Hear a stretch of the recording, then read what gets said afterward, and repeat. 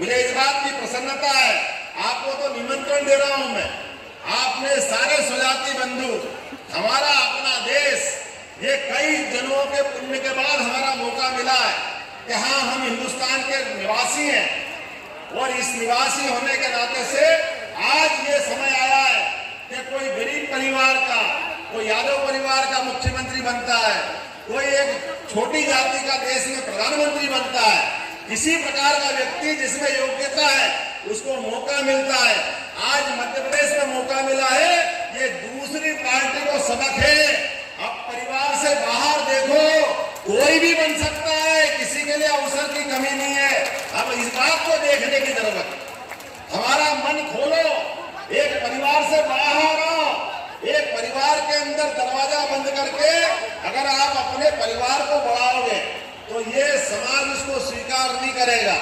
अब समाज आगे बढ़ा है और जिसको भी मौका मिले, लेकिन एक बात है, परमात्मा जब मौका देता है तो अवसर भी ढूंढता है, सुयोग्य व्यक्ति ढूंढता है। आज इसी कारण से दुनिया की अर्थव्यवस्था गिर रही है, दुनिया में हाहाकार है, लेकिन दुनिया के सामने भारत वो उदाहरण बन के खड़ा है, जिसके कारण से पूरी दुनिया की दृष्टि हमारे देश के प्रति है। पूरे दुनिया की दृष्टि अब अपने प्रदेशों की तरफ देख रही है, जो उत्तर प्रदेश हो सकता है, मध्य प्रदेश हो सकता है, बिहार हो सकता है। आज बड़े बड़े समाज हमारे इस भाव को लगातार जुड़ करके ताकत दे रहे हैं कि हाँ, कोई भी व्यक्ति जो लोकतंत्र में अपनी बात रखता है, वो किसी वंश का हो, किसी परिवार का हो, उसको मौका क्यों नहीं मिलना चाहिए।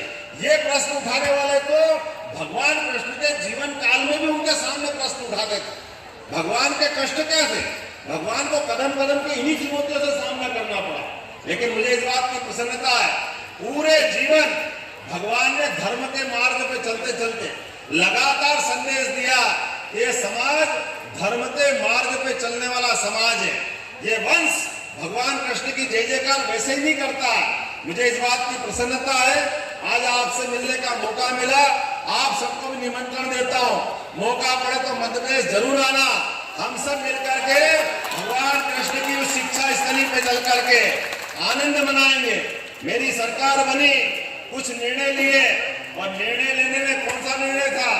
सबसे पहला निर्णय किया हमने कहा, हमारे भगवान गोपाल कृष्ण उज्जैन में शिक्षा ग्रहण करने आए, तो जिस जिस मार्ग से आए होंगे, जो जो लीलाएं हुई है, वो सारे के सारे स्थान तीर्थ के रूप में बदलेंगे। उन सबका स्थान अलग प्रकार से जाना जाए। वो भगवान कृष्ण की शिक्षा स्थली उज्जैन होगा।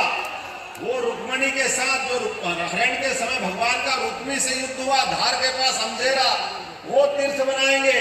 वो जाना पाओ जहाँ भगवान कृष्ण को सुदर्शन चक्र परशुराम जी ने दिया, वो जाना पाओ को तीर्थ बनाएंगे। ऐसे कौन कौन से स्थान हो सकते हैं? प्रत्येक स्थान को तीर्थ में सरकार के माध्यम से बनाएंगे। मुझे इस बात की प्रसन्नता है।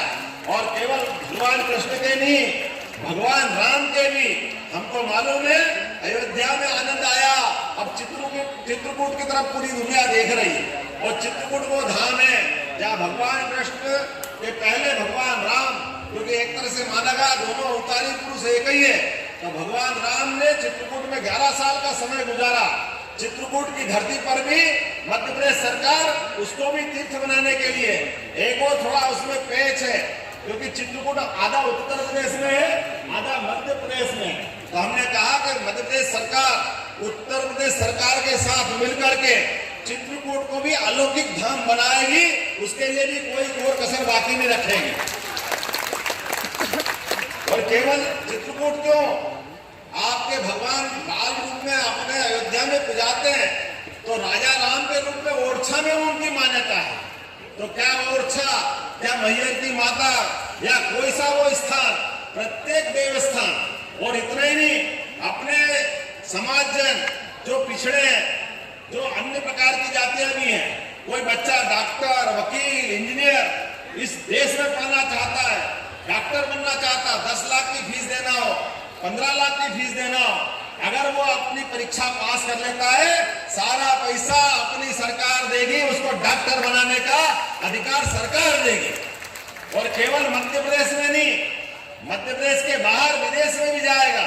और डॉक्टर, वकील, इंजीनियर, एमबीए जिस भी क्षेत्र में जाना चाहे, प्रत्येक क्षेत्र में सरकार उसकी पूरी फीस भरेगी।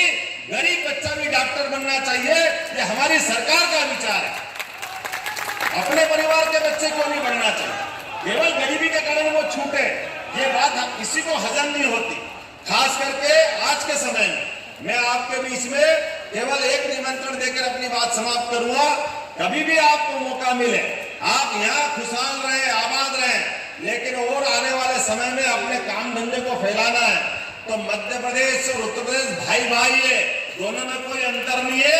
सदैव आपका स्वागत रहेगा, बार बार हम मिलते रहेंगे, एक दूसरे के साथ संवाद होता रहेगा। और कोई किसी के पेट में दुखे, मेरे को फर्क नहीं पड़ता है। जब भी आप बुलाओगे, आपका ही भाई हूं, जब बुलाओगे दौड़ा दौड़ा चला आऊंगा। बहुत बहुत धन्यवाद। भारत माता की जय। इस ओजस्वी वक्तव्य के लिए जरा जोरदार तालियां होनी चाहिए माननीय